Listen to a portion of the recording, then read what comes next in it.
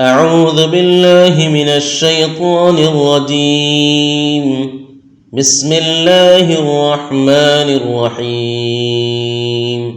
أمن خلق السماوات والأرض وأنزل لكم من السماء ماء فأنبتنا به حدائق ذات بهجة ما كان لكم أن تنبتوا شجرها أإله مع الله بل هم قوم يعدلون. أمن جعل الأرض قرارا وجعل خلالها أنهارا وجعل لها رواسي وجعل بين البحرين حاجزا أإله مع الله بل أكثرهم لا يعلمون. أمن يجيب المضطر إذا دعاه ويكشف السوء ويجعلكم خلفاء الأرض أإله مع الله قليلا ما تذكرون. أمن يهديكم في ظلمات البر والبحر ومن يرسل الرياح بشرا بين يدي رحمته أإله مع الله تعالى الله عما يشركون. أمن يبدأ الخلق ثم يعيده ومن يرزقكم من السماء والأرض أإله مع الله قل هاتوا برهانكم إن كنتم صادقين. قل لا يعلم من في السماوات والأرض الغيب إلا الله وما يشعرون أيان يبعثون بل ادارك علمهم في الآخرة بل هم في شك منها عمون. وقال الذين كفروا أإذا كنا ترابا وآباؤنا أإنا لمخرجون لقد وعدنا هذا نحن وآباؤنا من قبل إن هذا إلا أساطير الأولين. قل سيروا في الأرض فانظروا كيف كان عاقبة المجرمين ولا تحزن عليهم ولا تكن في ضيق مما يمكرون. ويقولون متى هذا الوعد إن كنتم صادقين. قل عسى أن يكون ردف لكم بعض الذي تستعجلون وإن ربك لذو فضل على الناس ولكن أكثرهم لا يشكرون. وإن ربك ليعلم ما تكن صدورهم وما يعلنون وما من غائبة في السماء والأرض إلا في كتاب مبين. إن هذا القرآن يقص على بني إسرائيل أكثر الذي هم فيه يختلفون وإنه لهدى ورحمة للمؤمنين. إن ربك يقضي بينهم بحكمه وهو العزيز العليم. فتوكل على الله إنك على الحق المبين. إنك لا تسمع الموتى ولا تسمع الصم الدعاء إذا ولوا مدبرين وما أنت بهاد العمي عن ضلالتهم إن تسمع إلا من يؤمن بآياتنا فهم مسلمون. وإذا وقع القول عليهم أخرجنا لهم دابة من الأرض تكلمهم أن الناس كانوا بآياتنا لا يوقنون ويوم نحشر من كل أمة فوجا ممن يكذب بآياتنا فهم يوزعون حتى إذا جاءوا قال أكذبتم بآياتي ولم تحيطوا بها علما أم ماذا كنتم تعملون ووقع القول عليهم بما ظلموا فهم لا ينطقون ألم يروا أنا جعلنا الليل ليسكنوا فيه والنهار مبصرا إن في ذلك لآيات لقوم يؤمنون ويوم ينفخ في الصور ففزع من في السماوات ومن في الأرض إلا من شاء الله وكل أتوه داخرين وترى الجبال تحسبها جامدة وهي تمر مر السحاب صنع الله الذي أتقن كل شيء إنه خبير بما تفعلون من جاء بالحسنة فله خير منها وهم من فزع يومئذ آمنون ومن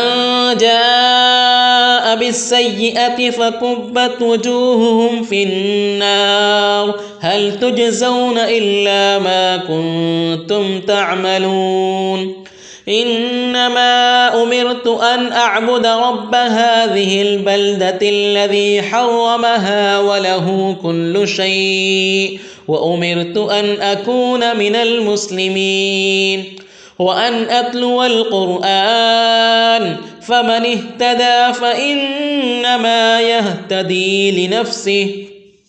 ومن ضل فقل إنما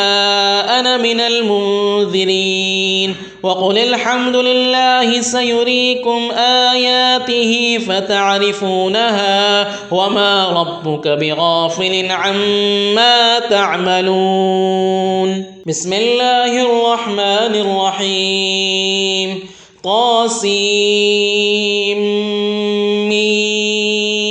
تلك آيات الكتاب المبين نتلو عليك من نبأ موسى وفرعون بالحق لقوم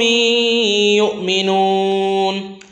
إن فرعون علا في الأرض وجعل أهلها شيعا يستضعف طائفة منهم يذبح أبناءهم ويستحيي نساءهم إنه كان من المفسدين ونريد أن نمن على الذين استضعفوا في الأرض ونجعلهم أئمة ونجعلهم الوارثين ونمكن لهم في الأرض ونري فرعون وهامان وجنودهما منهم ما كانوا يحذرون وأوحينا إلى أم موسى أن أرضعيه فإذا خفت عليه فألقيه في اليم ولا تخافي ولا تحزني إنا رادوه إليك وجاعلوه من المرسلين فالتقطه آل فرعون ليكون لهم عدوا وحزنا إن فرعون وهامان وجنودهما كانوا خاطئين وقالت امرأة فرعون قرة عين لي ولك لا تقتلوه عسى أن ينفعنا أو نتخذه ولدا وهم لا يشعرون وأصبح فؤاد أم موسى فارغا إن كادت لتبدي به لولا أن ربطنا على قلبها لتكون من المؤمنين وقالت لأخته قصيه فبصرت به عن جنب وهم لا يشعرون. وحرمنا عليه المراضع من قبل فقالت هل أدلكم على أهل بيت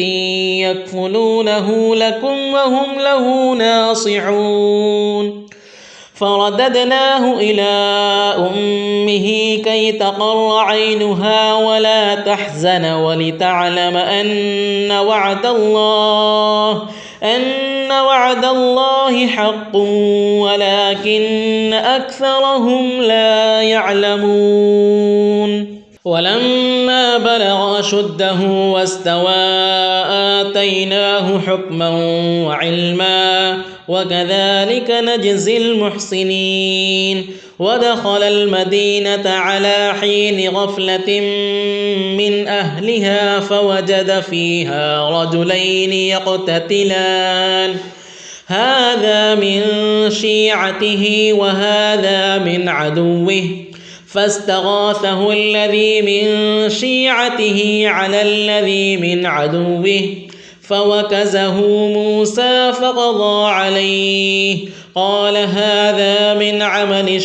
الشيطان إنه عدو مضل مبين. قال رب إني ظلمت نفسي فاغفر لي فغفر له إنه هو الغفور الرحيم. قال رب بما أنعمت علي فلن أكون ظهيرا للمجرمين. فأصبح في المدينة خائفا يترقب فإذا الذي استنصره بالأمس يستصرخه قال له موسى إنك لغوي مبين. فلما أن أراد أن يبطش بالذي هو عدو لهما قال يا موسى أتريد أن تقتلني كما قتلت نفسا بالأمس إن تريد إلا أن تكون جبارا في الأرض وما تريد أن تكون من المصلحين. وجاء رجل من أقصى المدينة يسعى قال يا موسى إن الملأ يأتمرون بك ليقتلوك فاخرج إني لك من الناصحين. فخرج منها خائفا يترقب قال رب نجني من القوم الظالمين. ولما توجه تلقاء مدين قال عسى ربي أن يهديني سواء السبيل. ولما ورد ماء مدين وجد عليه أمة من الناس يسقون ووجد من دونهم امرأتين تذودان قال ما خطبكما قالتا لا نسقي حتى يصدر الرعاء وأبونا شيخ كبير. فسقى لهما ثم تولى إلى الظل فقال رب إني لما أنزلت إلي من خير فقير. فجاءته إحداهما تمشي على استحياء قالت إن أبي يدعوك ليجزيك أجر ما سقيت لنا. فلما جاءه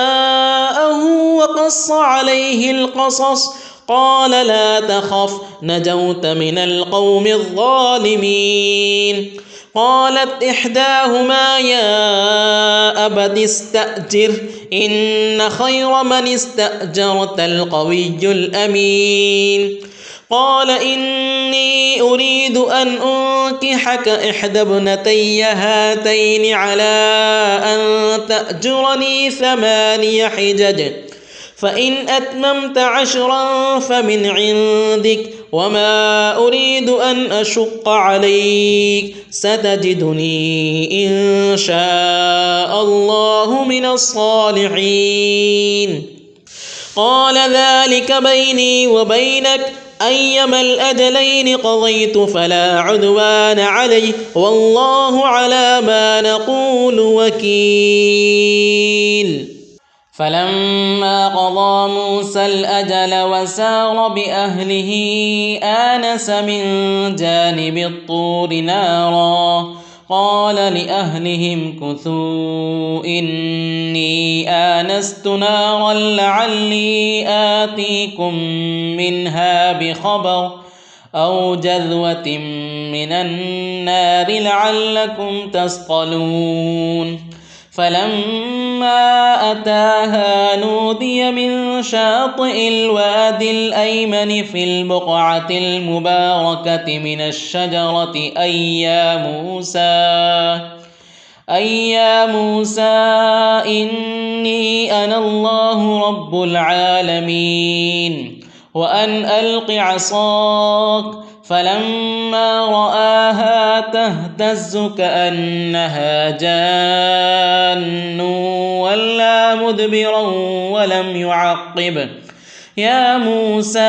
أقبل ولا تخف إنك من الآمنين. أسلك يدك في جيبك تخرج بيضاء من غير سوء واضمم إليك جناحك من الرهب فذلك برهانان من ربك إلى فرعون وملئه إنهم كانوا قوما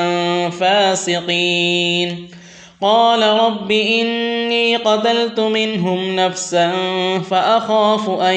يقتلون وأخي هارون هو أفصح مني لسانا فأرسله معي يرد أن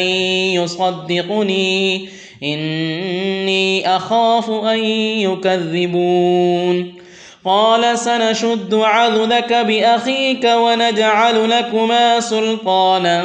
فلا يصلون إليكما بآياتنا أنتما ومن اتبعكما الغالبون. فلما جاءهم موسى بآياتنا بينات قالوا ما هذا إلا سحر مفترى وما سمعنا بهذا في آبائنا الأولين. وقال موسى ربي أعلم بمن جاء بالهدى من عنده ومن تكون له عاقبة الدار إنه لا يفلح الظالمون. وقال فرعون يا أيها الملأ ما علمت لكم من إله غيري فأوقد لي يا هامان على الطين فاجعل لي صرحا لعلي أطلع إلى إله موسى وإني لأظنه من الكاذبين. واستكبر هو وجنوده في الأرض بغير الحق وظنوا أنهم إلينا لا يرجعون. فأخذناه وجنوده فنبذناهم في اليم فانظر كيف كان عاقبة الظالمين. وجعلناهم أئمة يدعون إلى النار ويوم القيامة لا ينصرون. وأتبعناهم في هذه الدنيا لعنة ويوم القيامة هم من المقبوحين. ولقد آتينا موسى الكتاب من بعد ما أهلكنا القرون الأولى بصائر للناس وهدى ورحمة لعلهم يتذكرون. وما كنت بجانب الغربي إذ قضينا إلى موسى الأمر وما كنت من الشاهدين ولكننا أنشأنا قرونا فتطاول عليهم العمر وما كنت ثاويا في أهل مدين تتلو عليهم آياتنا ولكننا كنا مرسلين وما كنت بجانب الطور إذ نادينا ولكن رحمة من ربك لتنذر قوما ما أتاهم من نذير من قبلك لعلهم يتذكرون ولولا أن تصيبهم مصيبة بما قدمت أيديهم فيقولوا ربنا لولا أرسلت إلينا رسولا فنتبع آياتك ونكون من المؤمنين فلما جاءهم الحق من عندنا قالوا لولا أوتي مثل ما أوتي موسى أولم يكفروا بما أوتي موسى من قبل قالوا سحران تظاهرا وقالوا إنا بكل كافرون قل فأتوا بكتاب من عند الله هو أهدى منه ما أتبعه إن كنتم صادقين فإن لم يستجيبوا لك فاعلم أنما يتبعون أهواءهم ومن أضل ممن اتبع هواه بغير هدى من الله إن الله لا يهدي القوم الظالمين ولقد وصلنا لهم القول لعلهم يتذكرون الذين آتيناهم الكتاب من قبله هم به يؤمنون وإذا يتلى عليهم قالوا آمنا به إنه الحق من ربنا إنا كنا من قبله مسلمين أولئك يؤتون أجرهم مرتين بما صبروا ويدرؤون بالحسنة السيئة ومما رزقناهم ينفقون وإذا سمعوا اللغو أعرضوا عنه وقالوا لنا أعمالنا ولكم أعمالكم سلام عليكم لا نبتغي الجاهلين إنك لا تهدي من أحببت ولكن الله يهدي من يشاء وهو أعلم بالمهتدين وقالوا إن نتبع الهدى معك نتخطف من أرضنا أولم نمكن لهم حرما آمنا يجبى إليه ثمرات كل شيء رزقا من لدنا ولكن أكثرهم لا يعلمون وكم أهلكنا من قرية بطرت معيشتها فتلك مساكنهم لم تسكن من بعدهم إلا قليلا وكنا نحن الوارثين وما كان ربك مهلك القرى حتى يبعث في أمها رسولا يتلو عليهم آياتنا وما كنا مهلك القرى إلا وأهلها ظالمون وما أوتيتم من شيء فمتاع الحياة الدنيا وزينتها وما عند الله خير وأبقى أفلا تعقلون أفمن وعدناه وعدا حسنا فهو لاقيه كمن متعناه متاع الحياة الدنيا ثم هو يوم القيامة من المحضرين ويوم يناديهم فيقول أين شركائي الذين كنتم تزعمون قال الذين حق عليهم القول ربنا هؤلاء الذين أغويناهم كما غوينا تبرأنا إليك ما كانوا إيانا يعبدون وقيل ادعوا شركاءكم فدعوهم فلم يستجيبوا لهم ورأوا العذاب لو أنهم كانوا يهتدون ويوم يناديهم فيقول ماذا أجبتم المرسلين فعميت عليهم الأنباء يومئذ فهم لا يتساءلون فأما من تاب وآمن وعمل صالحا فعسى أن يكون من المفلحين وربك يخلق ما يشاء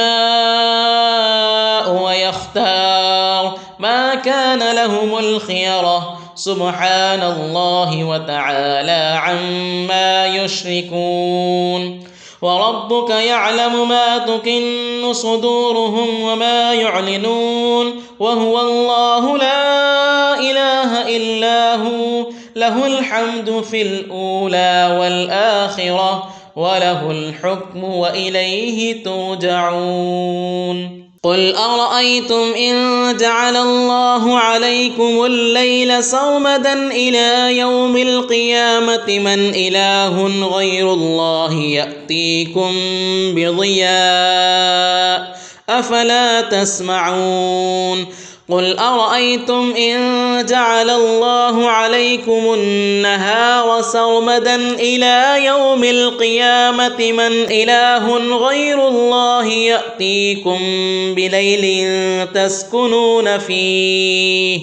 أفلا تبصرون ومن رحمته جعل لكم الليل والنهار لتسكنوا فيه ولتبتغوا من فضله ولعلكم تشكرون ويوم يناديهم فيقول أين شركائي الذين كنتم تزعمون ونزعنا من كل أمة شهيدا فقلنا هاتوا برهانكم فعلموا أن الحق لله وضل عنهم ما كانوا يفترون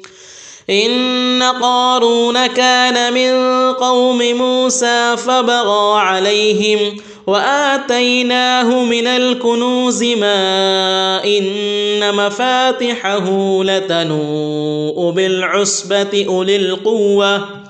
إذ قال له قومه لا تفرح إن الله لا يحب الفرحين وابتغ فيما آتاك الله الدار الآخرة ولا تنس نصيبك من الدنيا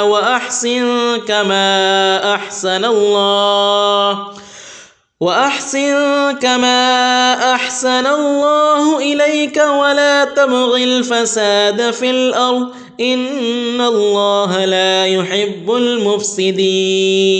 قال إنما أوتيته على علم عندي أولم يعلم أن الله قد أهلك من قبله من القرون من هو أشد منه قوة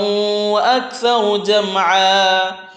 ولا يسأل عن ذنوبهم المجرمون فخرج على قومه في زينته قال الذين يريدون الحياة الدنيا يا ليت لنا مثل ما أوتي قارون إنه لذو حظ عظيم وقال الذين أوتوا العلم ويلكم ثواب الله خير لمن آمن وعمل صالحا ولا يلقاها إلا الصابرون فخسفنا به وبداره الأرض فما كان له من فئة ينصرونه من دون الله وما كان من المنتصرين. وأصبح الذين تمنوا مكانه بالأمس يقولون ويك أن الله يبسط الرزق لمن يشاء من عباده ويقدر لولا أمن الله علينا لخسف بنا ويك أنه لا يفلح الكافرون. تلك الدار الآخرة نجعلها للذين لا يريدون علوا في الأرض ولا فسادا والعاقبة للمتقين. من جاء بالحسنة فله خير منها ومن جاء بالسيئة فلا يجزى الذين عملوا السيئات إلا ما كانوا يعملون. إن الذي فرض عليك القرآن لرادك إلى معاد قل ربي أعلم من جاء بالهدى ومن هو في ضلال مبين. وما كنت ترجو أن يلقى إليك الكتاب إلا رحمة من ربك فلا تكونن ظهيرا للكافرين. ولا يصدنك عن آيات الله بعد إذ أنزلت إليك وادع إلى ربك ولا تكونن من المشركين.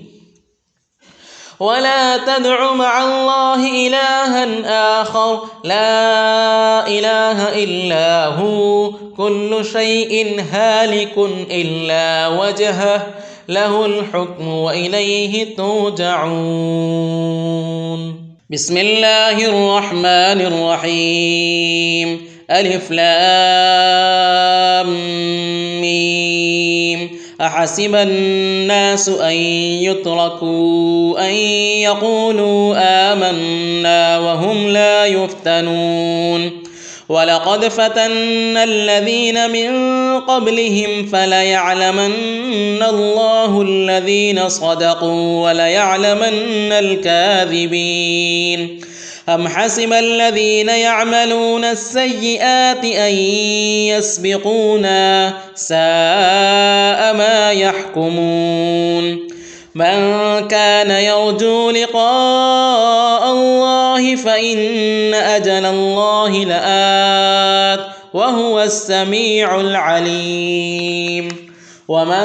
جاهد فإنما يجاهد لنفسه إن الله لغني عن العالمين. والذين آمنوا وعملوا الصالحات لنكفرن عنهم سيئاتهم ولنجزينهم أحسن الذي كانوا يعملون.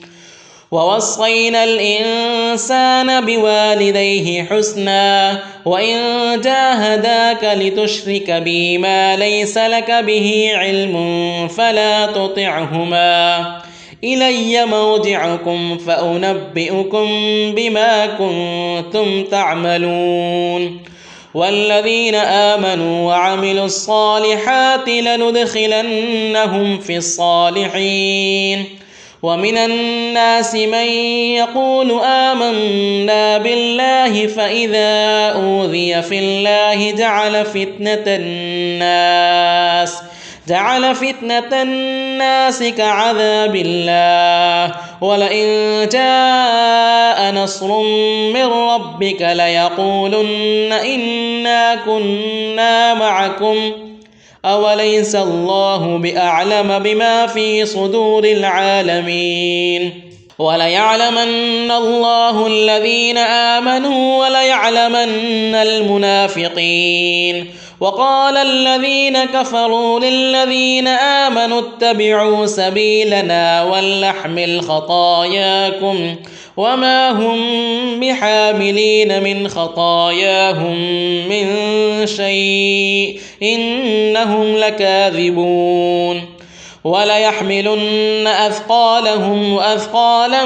مع أثقالهم وليسألن يوم القيامة عما كانوا يفترون ولقد أرسلنا نوحا إلى قومه فلبث فيهم 1000 سنة إلا 50 عاما فأخذهم الطوفان وهم ظالمون فأنجيناه وأصحاب السفينة وجعلناها آية للعالمين وإبراهيم إذ قال لقومه اعبدوا الله واتقوه ذلكم خير لكم إن كنتم تعلمون إنما تعبدون من دون الله أوثانا وتخلقون إفكا إن الذين تعبدون من دون الله لا يملكون لكم رزقا فابتغوا عند الله الرزق واعبدوه واشكروا له إليه ترجعون وإن تكذبوا فقد كذب من قبلكم وما على الرسول إلا البلاغ المبين أولم يروا كيف يبدئ الله الخلق ثم يعيده إن ذلك على الله يسير قل سيروا في الأرض فانظروا كيف بدأ الخلق ثم الله ينشئ النشأة الآخرة إن الله على كل شيء قدير يعذب من يشاء ويرحم من يشاء وإليه تقلبون وما أنتم بمعجزين في الأرض ولا في السماء وما لكم من دون الله من ولي ولا نصير والذين كفروا بآيات الله ولقائه أولئك يئسوا من رحمتي وأولئك لهم عذاب أليم فما كان جواب قومه إلا أن قالوا اقتلوه أو حرقوه فأنجاه الله من النار إن في ذلك لآيات لقوم يؤمنون وقال إنما اتخذتم من دون الله أوثانا مودة بينكم في الحياة الدنيا ثم يوم القيامة يكفر بعضكم ببعض ويلعن بعضكم بعضا ومأواكم النار وما لكم من ناصرين فآمن له لوط وقال إني مهاجر إلى ربي إنه هو العزيز الحكيم ووهبنا له إسحاق ويعقوب وجعلنا في ذريته النبوة والكتاب وآتيناه أجره في الدنيا وإنه في الآخرة لمن الصالحين ولوطا إذ قال لقومه إنكم لتأتون الفاحشة ما سبقكم بها من أحد من العالمين أئنكم لتأتون الرجال وتقطعون السبيل وتأتون في ناديكم المنكر فما كان جواب قومه إلا أن قالوا ائتنا بعذاب الله إن كنت من الصادقين قال رب انصرني على القوم المفسدين ولما جاءت رسلنا إبراهيم بالبشرى قالوا إنا مهلكو أهل هذه القرية إن أهلها كانوا ظالمين قال إن فيها لوطا قالوا نحن أعلم بمن فيها لننجينه وأهله إلا امرأته كانت من الغابرين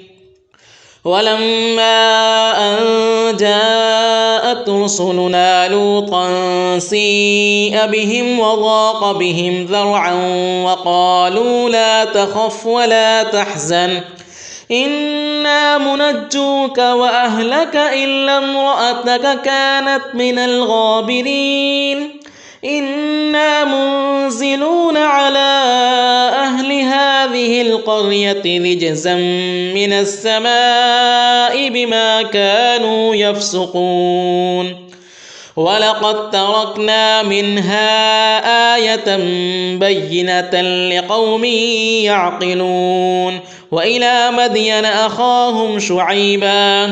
فقال يا قوم اعبدوا الله وارجوا اليوم الآخر ولا تعثوا في الأرض مفسدين فكذبوه فأخذتهم الرجفة فأصبحوا في دارهم جاثمين وعادا وثمود وقد تبين لكم من مساكنهم وزين لهم الشيطان أعمالهم فصدهم عن السبيل وكانوا مستبصرين وقارون وفرعون وهامان ولقد جاءهم موسى بالبينات فاستكبروا في الأرض وما كانوا سابقين فكلا أخذنا بذنبه فمنهم من أرسلنا عليه حاصبا ومنهم من أخذته الصيحة ومنهم من خسفنا به الأرض ومنهم من أغرقنا وما كان الله ليظلمهم ولكن كانوا أنفسهم يظلمون مثل الذين اتخذوا من دون الله أولياء كمثل العنكبوت اتخذت بيتا وإن أوهن البيوت لبيت العنكبوت لو كانوا يعلمون إن الله يعلم ما يدعون من دونه من شيء وهو العزيز الحكيم وتلك الأمثال نضربها للناس وما يعقلها إلا العالمون خلق الله السماوات والأرض بالحق إن في ذلك لآية للمؤمنين